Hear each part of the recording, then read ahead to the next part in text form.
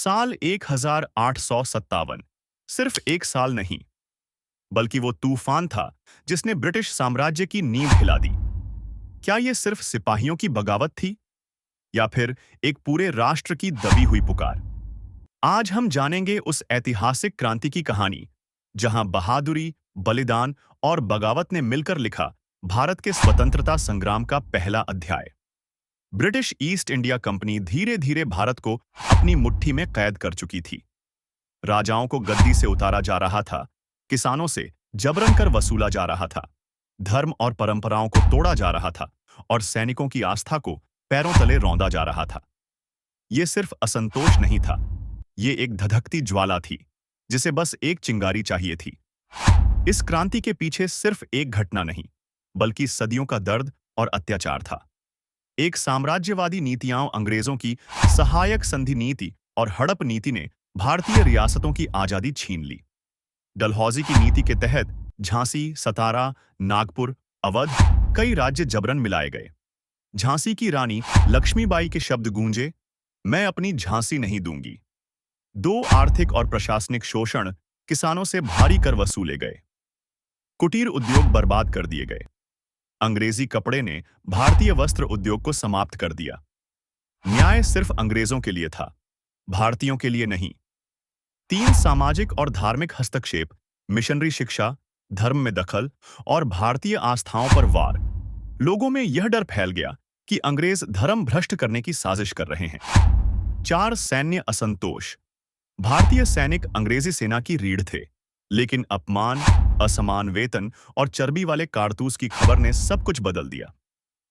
8-22 मार्च 1857, बैरकपुर। सिपाही मंगल पांडे ने अंग्रेज अफसर पर गोली चला दी। यह सिर्फ गोली नहीं थी, विद्रोह की पहली पुकार थी। 8 अप्रैल 1857 को मंगल पांडे को फांसी दी गई, लेकिन आग बुझी नहीं। अब वो पूरे भारत में फैल चुकी थी। मेरठ से दिल्ली तक 10 मई 1857 मेरठ छावनी के सैनिकों ने विद्रोह किया। तोपें गूंजी, झंडे लहराए गए। सैनिक दिल्ली पहुंचे और बहादुर शाह जफर को भारत का सम्राट घोषित कर दिया। जफर बोले, अगर वतन मुझे पुकार रहा है तो मैं चुप कैसे रहूं? कानपुर में नाना साहेब और तात्या टोपे, लखनऊ में बेगम हजरत महल, झांसी में रानी लक्ष्मीबाई, बिहार में कुंवर सिंह, इन सब ने मिलकर अंग्रेजी हुकूमत को हिला दिया। क्रांति एक साल तक चली, लेकिन संसाधनों की कमी और एकजुट नेतृत्व के अभाव में विद्रोह धीरे धीरे दबा दिया गया। 1858 में कंपनी का शासन समाप्त हुआ और भारत की सत्ता अब सीधे ब्रिटिश महारानी विक्टोरिया के हाथों में चली गई। भारत का गवर्नर जनरल अब कहलाया वायसराय, यानी महारानी का प्रतिनिधि। भले ही यह विद्रोह असफल रहा, पर इसने भारतीय जनमानस को जगा दिया। यह वह पहला अवसर था जब राजा से लेकर किसान, हिंदू से लेकर मुसलमान, सबने एक साथ आजादी का सपना देखा। 1857 की ज्वाला ने आने वाले गांधी, भगत सिंह और सुभाष चंद्र बोस जैसे नायकों की राह बनाई। यह सिर्फ बगावत नहीं थी, एक चेतना थी, एक जागृति थी।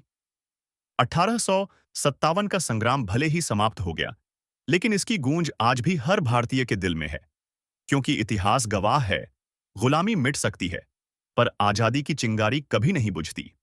अगर आपको यह कहानी प्रेरणादायक लगी, तो वीडियो को लाइक, शेयर और सब्सक्राइब जरूर करें, क्योंकि आपकी जागरूकता ही है जो आने वाली पीढ़ी को इतिहास से जोड़ती है।